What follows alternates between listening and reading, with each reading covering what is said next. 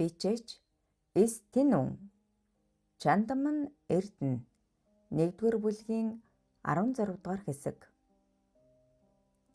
Сонгуулийн сурталчилгаа эхлэхэд бараг л 7 хоног үлдлээ. Том өрсөлдөгчөөд замаасаа зайлуулж чадсан сайн баяр өөрийн багаа бүрдүүлэн тойргийнхоо сумуудад ажиллах хүмүүсээ бүрдүүлэн бэлдэж эхэлсэн бөгөөд ялан гэсэн бүрэн итгэлтэй сэтгэл хангалуун байв.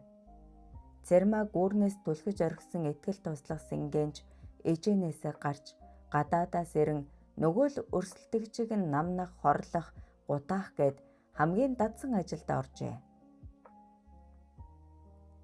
Цэрмаагийн хэрэг амиа хорлолт гэж тогтоогдон хаагдсан байв.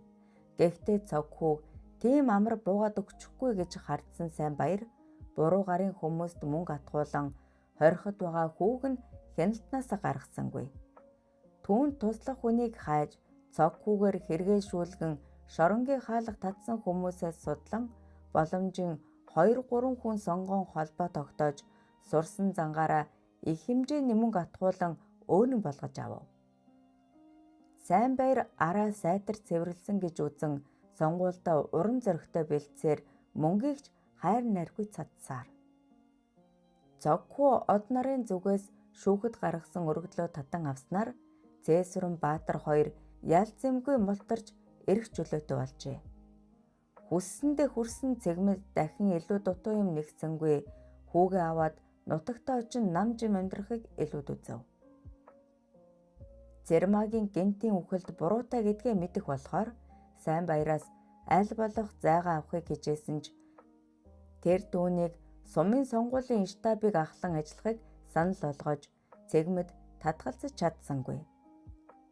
Гарцаагүй өөрийгөө боомлох юм хийж тэр олсондоо улам ороогцоор байгаагаа мэдрэн үргэлж айдас давтна.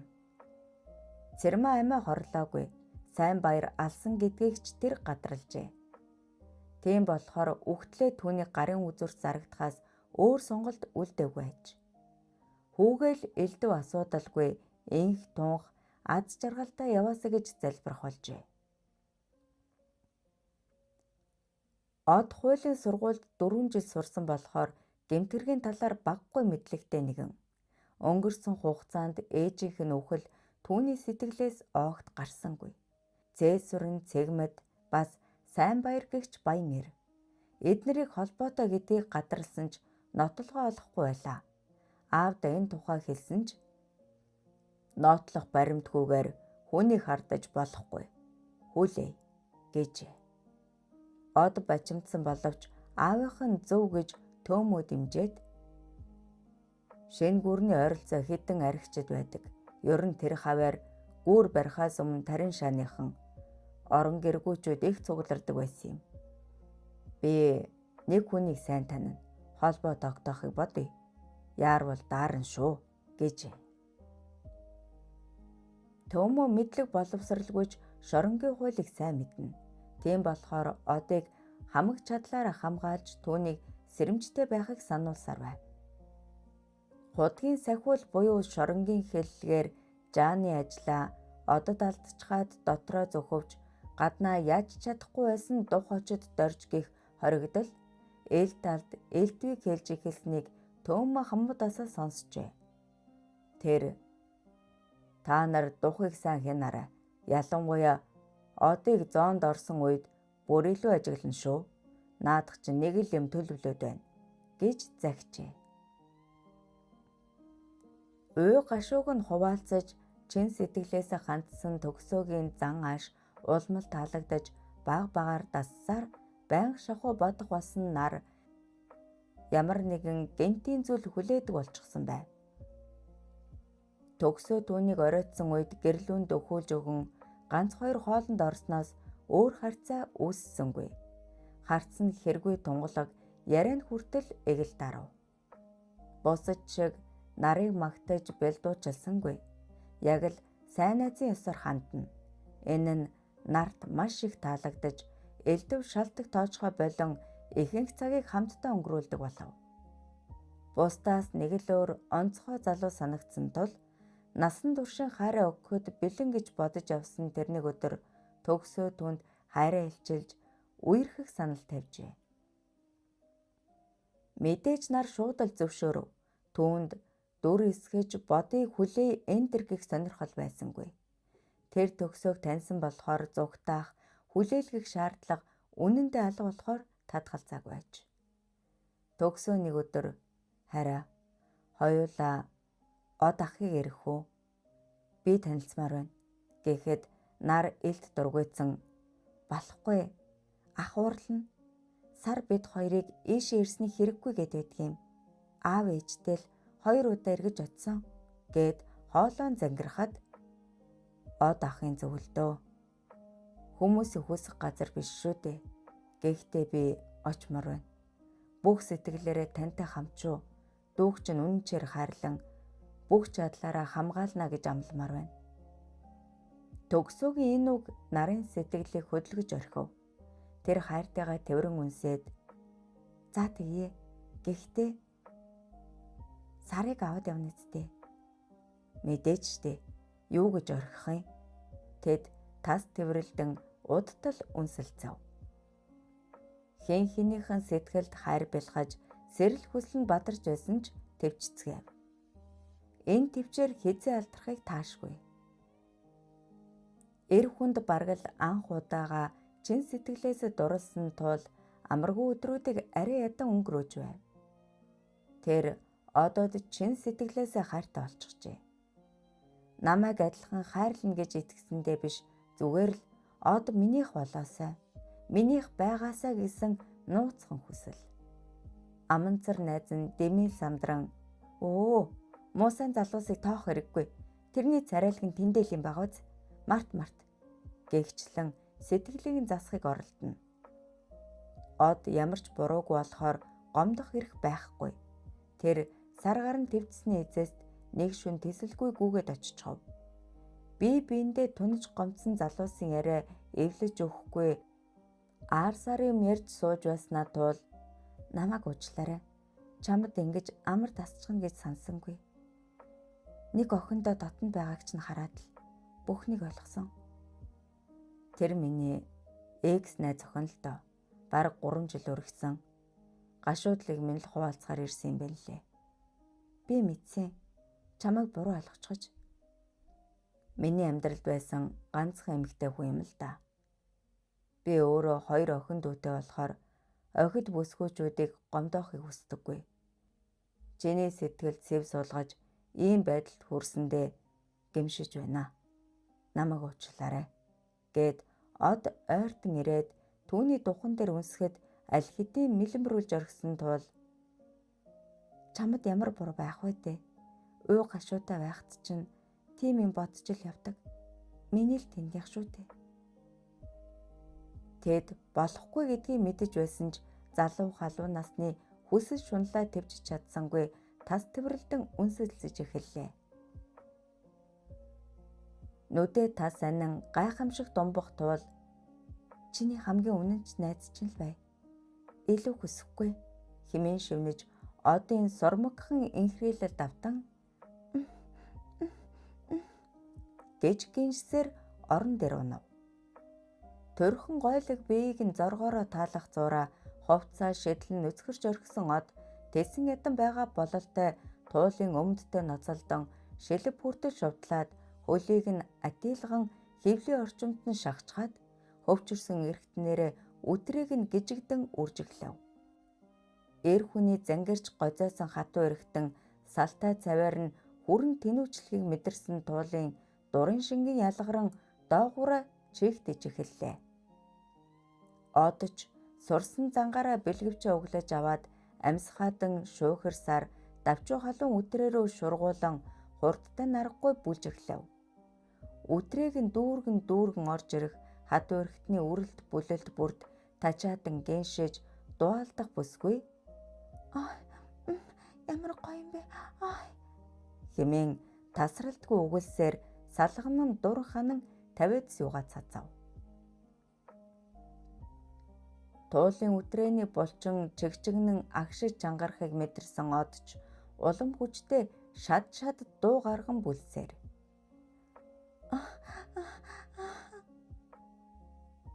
үрийн шингэнээ гүрэлзүүлэн шахжээ.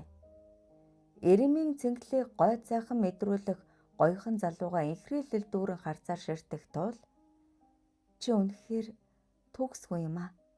Алив одоо би гэсээр өндийн одын эргэтнээс бэлгэвчиг мултлан аваад тэрхийнээс нь уг хүртэл нь шилэмтэн долоож энэ үйлдэлээ хэдэнтэй давтснаа амрууга болгоомжтой шургуулан хөөхөж эхлэв. Сонгуулийн сурталчилгаа албан ёсоор эхлэж нэр дэвшигчид нээлттэй хийцгээн сумуудаар тойрч эхлэв. Цогхүүгийн оронд олны танил төдийлөн болоогүй залуу хүн орсныг мэдсэн сайн баярын хөөхнүүд нь хурч бараг л эхний өдрөө ялалтай тэмдэглэх шахуу юм болж ориглуун дарс буудуулан сүр болцгов. Гэвч тэр цогхүүг дутуу үнснээ тун удалгүй мэдсэн юм. Гэнэт нэрээ татаж намын дарга нараас баггүй зэмлэл хүртсэн цогхүү тэдэнд хандан энэ тойрогт намаасаа заавал суудал авна. Тийм болохоор би өөрийнхөө оронд төр мөнхийг зүтгүүлэхээр шийдлээ. Та бүхэн дэмжиж өгнө үү гэд уйггүй зүтгэсээр төр мөнх гих 30 гаруй настай өндөр боловсралтай залууг нэр дэвшигчийн эрх өгч чаджээ. Дараа нь өөрөө сонгуулийн менежерээр ажиллан идэвхтэй дэмжин сурталчилж эхлэв. Сайн баярын өнгөрсөн бүхнийг нэвт судалсан цогхүүгийн хүмүүс түүний авилга хээл хахуул нууц амрагийн явдал гээд дарагдсан олон хэргийн их сурвалжуудыг олж эхний дайралтаа хийлээ. Сумуудыг тойрч их л баяр хөөртэй явсан сайн баярт дугтуутай бэлэг ирж задалж үзээд золтоол муужирч унахад төгсөн тэр цогхүүтэй уулзахаас аргагүй болсноо ойлгожээ. 16 дугаар хэсэг төгсөв.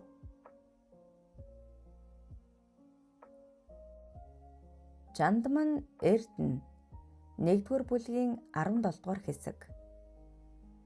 Хариуцсан худаг дээрээ төмөгийн ажилд тусалж байсан одыг уулзалтанд дуудав. Аав хөдөө юу? Өөр хэн ирэх вүлээ гэж гайхсаар эргэлтийн өрөөнд орвол нар сар 2 аха гэсээр дэгдэн ирээд тэврүүлэн ямар их санаваа гэлцэн нулимс мэлтгэнүүлэхэд од ахын ч их саналаа гэд хоёуланг нэгхрийлэн үнсээд та хоёрыг ирж болохгүй гэсэндээ би эрвэл аавтаа ирж байл та. Нарын харц ягааран ичингүрц зогссноо. Аха дүү найз залуутай усан тантай танилцуулах гээд төгсөө нааширдээ гэхэд гаднаас өндөр цагаан залуу орж ирлээ. Од ихэндээ гайхсан ч төгсөөдөө хэсэг ярилцсны эцэст түүнд итгэж болох юм байна гэж дүгнжээ. Ямар тааж хиймэл зөөлгүй шудраг яриатай найрсаг дөлгөөн залуу үнэхээр их таалагдав. Эцэст нь од дүүг минь хайрлаж хамгаалж яваарай. Ах нь одоохондоо ийм газар байгаа болохоор дүү нартаа санаа тавьж чадахгүй байна гэд мөрөн дээр нь алгадахад төгсөө инэв хэлэн аха би нард чин сэтгэлээсээ хайртай. Та санаа амар байж болно гэжээ. 2-3 цаг ярилцаж суусны дараа нар сар төгсөө 3 явхаар болж од тэдний гадны хаалган дээр үдэхдээ аавын сонгуулийн ажилд очиж тусалцгаа. Ямагт анхаарал болгоомжтой байгаарай гэж захижээ. Шоронгийн гадна хог цэвэрлэх ажилд гарсан хэсэг хоригдол дунд духторж бай хагаад одыг гарч ирэхийг хараад энэ нэг жаргацсан улгаач байна. Дандаа л хөөхөн охид эргэж ирэх юм гэжгээд шүлсээ хаян зогсоход нүүрэндээ сорвтой бахимэр аав нь том шүүгч гэсэн бидтэй. Артаа хүн өөр юм. Энэ сумын ганц мис хүртэл байнга шахан мэрж бавуулдаг сурагтай гэд өмдрүүгээ гараахийн хатуурч боссон эргэтнээ барилахад зүгээрээ жаргалтай мөчийг нь дуусгах цагээр нь гайгүй харж л байгаарай гэж дух хорсолтой наргагүй бовтнод зогсдол шоронгийн хянагч дэрэгдэн ирчихсэн муу хулгайч чинь ажлаа хийгээч үгснээ бутнаад байгаа юм. Дух гөлөгнөн харц буруулаад хогоо шүрдэж эхэллээ. Нууц амрагийн явдал нь илчлэгдвэл өөрт тун хортой гэдгийг Сайнбаяр сайн мэдэж байлаа. Баян хадам аавынхаа тусламжаар өдий хүрсэн. Одоо ч түүний нэр хүндийн ачаар яваа болохоор охиныг нь хуурч завхаарсан нь илчлэгдвэл хүсэр хаягдана гэдгээ ухаарч ямар ч үнээр хамаагүй энэ мэдээллийг авах ёстойг ойлгожээ. За тэр авилга мөнгө угаах энэ тэрэг арилгаж болно. Энэ бол болохгүй. Сайнбаярт нэг биш 2, 3 уулздаг бүсгүйчүүд бий. Ийм болохоор айд сандрах нь аргагүй зэ. Цагдаа нар энэ хэргийн мөрөөр орчихвол хүний наймааны асуудал нь ч илэрч мэдэх тул энэ удаад цогхууд бууж өгөхөөс аргагүй болж нууцхан газар уулзлаа. Тохирсон ёсоороо дэрэгдээ нэг хүн дагуулan уулзцгааж нээх удсангүй асуудал шийдэгдэв. Цэрмаагийн элдв шалдав нүцгэн зургнууд бүрэн мөсөн устгагдаж дахин хинч хизээч сөхрөхгүйгээр болж цогхүүн сэтгэл сая нэг амс хийжээ. Сайнбаярч гэсэн хүссэндээ хүрч нууц амрагийн явдлуудаа хавдарч чадав. Гэхдээ цогхүү түнд дахиад төвгүүдж мэдэх тул өөр төлөвлөгөө боловсруулан залчин инээмсэглсээр явж оджээ. Нар сар төгсөө 3 аавынхаа ажилд туслан сурчлагын ажилд идэвхжүүлэн оролцож эхлэв. Эсрэг талын гол өрсөлдөгч Сайнбаярын сурчлаганд цэгмэд цээсүр нар байгаа нь нар таалагдсангүй. Тэднийг харах бүрдээ хамаг бие нь ард засгийн хүйт даа. Төгсөн үнийг анзааран хараа одоо 3-7 хоног тисчгвэл наад бузрагч нь дахиж харахгүй. Гол нь төрмөх ахыг ялуулах хэрэгтэй. Энэ чинь багч гэсэн тэднээс өшөө авсан хэрэг болно. Нар хайртайгаа тэрэн би ойлгож байна. Гэхдээ л эвгүй юм. Тэр нөгөөдрийн муухай явдлыг арай гэж мартаж байсан юмсан. Хэдүүлээ өөр суманд очиж ажиллах уу? Яах вэ? Гэхэд төгсөө нэрээ наадах чинь зөв санаа байна. Ялангуяа Сайнбаярыг олон санал авах магадлалтай газар очиж ажиллая. Чи аавда хэлж гэжээ. Энэ яриа болсны маргааш нар сар төгсөө 3 өөр суманд очиж ажиллахаар болж хүлгийн жолоог залжээ. Урьдчилсан санал асуулгаар цогхүүгийн баг буюу нэр дэвшигч Төрмөгийн ирээдэнг элд өсөж давуу байдалтай болж ирлээ. Энэ нь Сайнбаярын санааг зовоож эхлэв. Тэрээр өөрийн төрсөн сум болон залгаа 2-3 суманд л ялимгүй давуу байгаач тун удалгүй энэ байдлаа алдах магадлал маш өндөр байв. Нэгэнд цогхүүг дарамтлах боломжгүй болсон болохоор Төрмөгийн талаар яаралтай судлахыг сэнгээд даалгав. Тэрч богино хугацаанд Төрмөгийн хадам аавын хуулиас гадуурх үйлдэлүүдийг олж мэдэн Сайнбаярт дуулгажээ. Удсан ч үгүй Төрмөгийн хадам аав албан тушаалын хэрэгээр баривчлагдан мөрдөгдөж эхэлсэн бөгөөд хэвлэлүүдээр энэ тухай худал үнэн мэдээллүүдийг цацаж цогхүүгийн багт асуудал үүслээ. Төвшин мөрдөгч Улаанбаатар хотыг зорин хэргийн учир шалтгааныг судалж албан тушаалын хэрэг гарцаагүй мөн болохыг тогтоон яах ч аргагүй болжээ.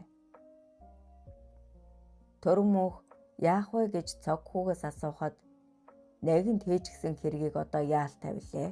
Би сайн өмгөөлөгч олж өгье. Гэхдээ шоронд суухгүй гэсэн баталгаа өгч чадахгүй шүү гэв.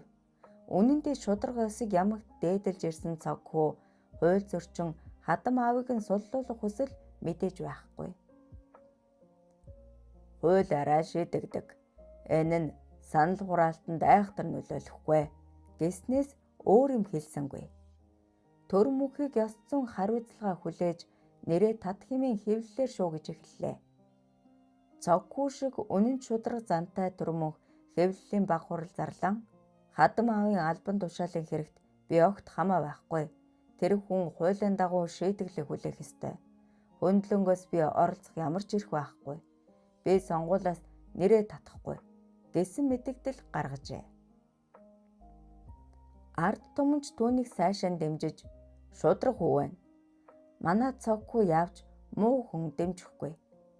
Зоригтой байгаарай. Бид дэмжинэ гэлцэн байдал эргээр эргэжхэв. Сайн баярын явуулга бүтгэе болмогц Түрэн мөнхийн эхнэртэй ажил гэж Сингээд тушаажээ. Энэ нь чухам юу гэдгийг сайн мэдэх Сингэж Түрэн мөнхийн эхнэртэй танилцсан. Аав эх чинь суллах боломжтой. Гэхдээ нэг болзолтой. Аавдаа санаа зовон айд сандарч явсан золоо бүсгүй. Аха, та туслаач. Би юу ч байсан хий гэжээ. Золоо гэж их сургуульд сургалтын менежер хийдэг гунхсан сайхан хүүхэн. Түүний гойлог би эгдүүтэй хөөхөн царай хэлбэр сайтай өгзөг сэрхэр хөх рүү шүлэнгтэн харах Сингээ. Уунан биз. Юу ч хамаагүй хийн гэж амласан шүү гэд утсаараа хэн нэгэнтэй нам дугаар ярилцав.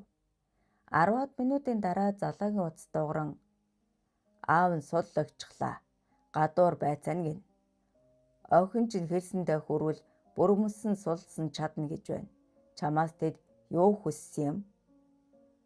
Оюутнуудын асуудал бол миний охин шийдэд өгчих. Тэгэх үү? Хэмээн аав нь уйлагнав. Нэрээ тийм л байх гэж бодсон золоо. Аха, юу юм? Би чадах юм болов уу? Гэхэд Сингээ дооёотой инээмсэглэн чи чаднаа. Ах нь чамаа хүсэж байна. Бүр эртнээс чамд хайртай болсон. Аха, эн чинь байж боломгүй зүйл. Би чинь гэр бүлтэй хүн. Би ямар байн гуулзъя гэсэн биш. Хайртай хүнтэйгээ ганцхан хончхоо илгэж гуйж байна. За яах вэ?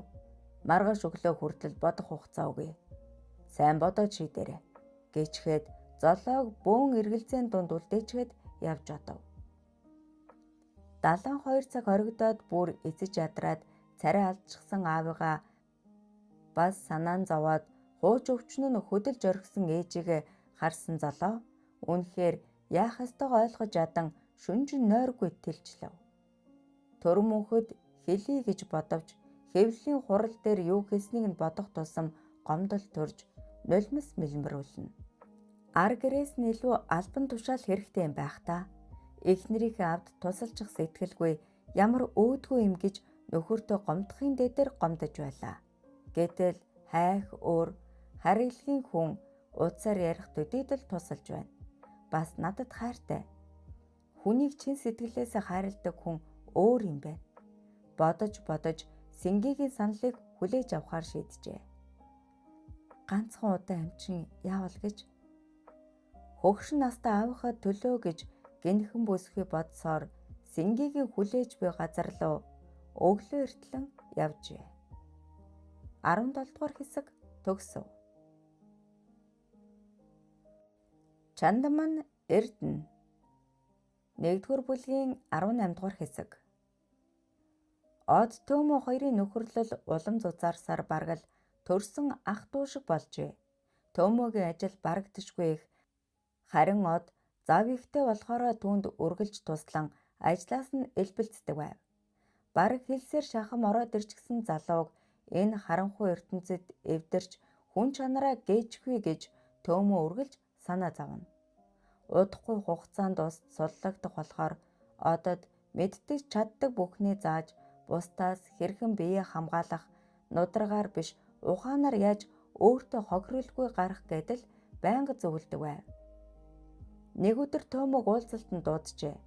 Өнгөрсөн 10 гаруй жилийн хугацаанд түүнийг хинч эргэж ирээгүй болохоор маш их гайхсаар эргэлтийн байр руу явлаа.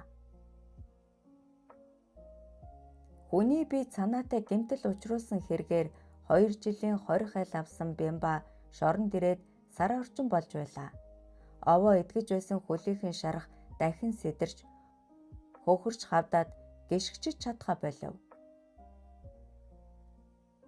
Хар чандах хүнгүй хөл муута түүнийг хоригдол бүхэн дээрлэх бөгөөд цаашид амьд явдна гэж бодхоос л үнэндээ шантарч эхэлжээ. Шоронгийн эмчит хандсан боловч муу хулгайч худлаа баашлаад бай. Ажлаас булдах гэсэн санааг чинь мэдэхгүй гэж бодоо юу гэд огт тоосонгүй. Ядаж өвчин намдаах эмч өгсөнгүй. Гэтэл нэг өдөр түүнийг эргэлтэнд дууджээ. Хийн болоо гэж гайхсаар очтол хөөхий лагсаг ирчихсэн. Мэнд өдөө минь хэдэн төгрөг олгох гэсээр байтал уудчихлаа. Гэсээр тэврэн нулимс гэлтгнуулан уйлагнав. Бямбаач бөөн баяр инээмсэглэн ах минь та дажгүй юу? Дүүн яхав? Одоогор мэндэл байна. Одоогор гэж юу болов? Энд ирээд нөгөө шарх маань дахиад сэтэрчглээ. Хэдэн өдөр хүнд ажил хийж гисэн чинь ойдлон задарчгаж. Эмч нь авч хэлцэхгүй юм. Балраа, аль үзье дээ. Бямбаагийн хөл шагаа хэсгэрээ пендитэл хавдаж хөхтүе татжээ. Лагсаг уйлагнан хөлгүй боллоо штэ. Яанав? За байз. Лагсаг шанаага тулан бодол хийснэ. Энд миний эртний анд төмөө гэж байх ёстой юмсан. Өөр тийшээ явчихсан уу яасан бол? Чи юм дуулвуу? Гэхэд Бямбаагийн нүд сэргэн байгаа штэ. Бараг л овгорн шүү дээ. Дандаа гадуур ажилтг юм. Ашгүй. Уулздаг хэрэг. Төвшин мөрдөгч талигааж цэрмаагийн хомсны завсар үлдсэн хүний гарынх байж болох үз өчүүхэн жижиг арсны шалбархайг шинжүүлж үзээд гарцаагүй алга байжээ гэж бүрэн итгэсэн билээ. Танил найзуудаараа дамжуулан цагдаагийн архиваас алуурчин байж болох тэр хүнийг хайлгсан боловч олсонгүй. Гэтэл тэр өдөр сайн баяртай уулзахаар цогхүү дагаж очихдоо Сингийг анх харж цагдаа хүнийг гархаа харж зүүн сувнгаараа маш их сэжгэлжээ. Зүүн гарынх нь бугуун орчимд бяцхан шалбархааны сорив байгаагч олж харав. Мэдээж энэ бүхнээ цогхүү тэлэхэд магадлал 99%. Гэхдээ дахин сайтар нэгтлэх нь зөв гэж зөвлөжээ. Ингээд Төрмөнхийн хадам аавын хэрэгээр хотод хэд хонохдоо Сингийг мөн адил энд байгааг мэдэв. Маш сонор соргоог хянуур болгоомжтой хүн санагдсан тул хэд ойртож чадалгүй алсаас ажиглаж байгаад Төрмөнхийн эхнэр золоотой уулзахыг хараад маш их цочирдон гайхаж бүсгүйг ажиглахаар шийджээ. Сингигийн заавар ёсоор замдаа 2-3 такси дамжин хотыг бараг тойрох шахам явсаар уулзах ёстой байрных нь гадаа ирчгээд зориг нь хүрэхгүй хэсэг зогссон боловч аав ээж нь нүдэнд нь харагдаад болдоггүй. Золоо ганцхан удаа гэж дотроо уйлагнын шивнсээр дотгош орлоо. Сингээ цээж нүцгэлэн хаалга онгойлгоод тэсэн ядан байсан бололтой бүсгүйг тэврэн аваад шунаглан оцоход золоо аха ер нь боллоо. Та намайг явуулчих гэж тэврэлтээс мултран хаалга руу гүйсэн боловч нэгэнт оройтжээ. Чам шиг янхнууд эхэндээ ингэдэг юм. Алив наашир. Энийг яхаа мэдэж байгаа биз? Гэд эргэтний гарган зүтгэхэд золоо үгүй чадахгүй хүсэхгүй байна гэж хашгирвал Сингээ доётой нэгээд аалчхан шүү. Амнаасаа уйдаа юу? 2 хүүхэдтэй гэдгээ битгий мартаарай. Алвал танд тийм зориг байлаа юу? Гэд бие хураан зогссоор байв. Сайхан бүсгүйг хантал эдлэндээ гэж тачаадан хүлээж суусан Сингээ ингэн гэж бодоогүй тул ухаан алдтал уурлан чадахгүй гэж удаа юу? Цонхоор шидчихэн шүү гэж айхсаар ирж золоогийн үснээс татан орлуу чирж саяхан би гүүрэн дээрээс чам шиг нэг янхныг шидчихэж үлээ. Чэ дуусан л байлгүй цэрмаа гэдэг. Танаа тэр доожоогүй нөхрийг чинь дэмжээд байгаа цог хуулаалрын эхнэр сонсноо чэ гэж хэлээд золоогийн хувцсыг урж татан тайлах зураа цамцанд нь нуусан чагнах төхөөрөмжийг олж хараад чэ чин гэж уулга алдахын сацуу золоо авраарай хэмээн хашгирч хаалга онгоо төвшин мөрдөгч шууган орж ирлээ. Төмө эргэлтийн байр руу орвол эртний танил лагсаг бас нэг доожоогүй хоригдол сууж байв. Хөөе, ямар сонин хүн бэ? Гэсээр тэд тэврэлдэн уулзалдаад чамайг би зөндөө сургалсан. Хуучиндаа байха болчихоо юу? Гэхэд лагсаг шэнгүүр баригдаад бараг очихоо байсан. Хаяал очдөг. Хуучнаа дурсаж. Намайг ирсэн гэснүү? Ямар хэрэг гарав? Төөмөө тоглон сунгаа. Тэр хавьд орон гэргүүчүүд байгаа байсан юм уу? Нэг чухал зүйл асуух гэсэн юм. Юу тэрв? Төөмөө ойртон суугаад Лагсгийн чихэнд гүүрнээс үсэрсэн хүний тухай юм. Яг өөрөө юу гадны нөлөөтэй юу гэдгийг санаандгүй харсан хүн байж магадгүй адил. Лагсгийн нүд аяганда багтаж чадан томорч юу? Миний нэг сайн дүүгийнх нь ээж байсан юм. Амиа хорлох хүн биш гээд байгаа юм. Гэхэд Лагсаг ийш тийшээ харан бүлтгэнснэ. Тийм ээ, харсан. Юу харсан гэж? Лагсаг тэр өдөр болсон явдлыг нэгэнгүй ярьж Бямбаж хушуу нэмэрлэв. Төөмөө гоё алгадан баярлаж тэр хоёрыг тэрвэрч үнсэх нь холгүй. За, та хоёрын тухай хэнд ч хэлэхгүй шүү. Амл болж байна. Сайн байна. За би явлаа шүү. Лагсаг сандран хөөе чи энэ дүүд минь туслаач. Намайг өмгөөлж яваад хэрэгт орчихсон юм.